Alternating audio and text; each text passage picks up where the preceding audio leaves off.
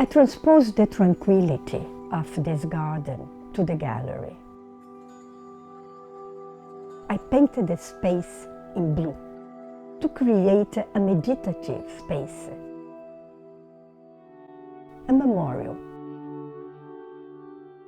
I have used in this installation glass, smells, and the branches. Actually, some of these branches came out from a giant ginkgo tree, and some of these branches fell into my garden.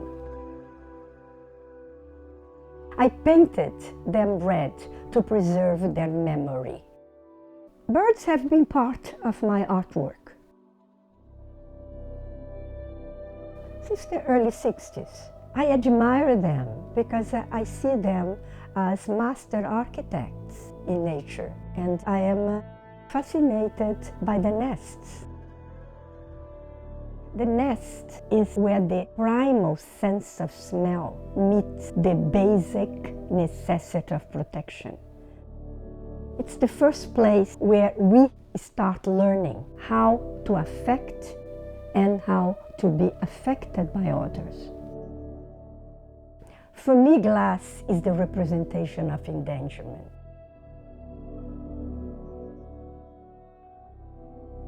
I mold glass as nests and vessels that embrace smells. They become the body of all my installations. The process of manipulating glass is a very sensual action. As I mold the glass, I perceive female and male forms coming about. Breathing is essential to blown glass, and at the same time, it is basic to the act of smell. The intimacy that glass and smells share embody archetypal memories from very early periods in history.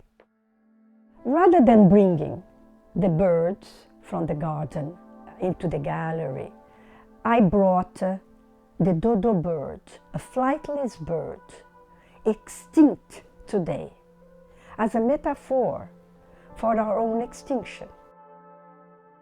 I then created 40 smells, encapsulated them in very tiny crystal beads like eggs, and placed inside of the sculptures, so the public could come in and sense the smell.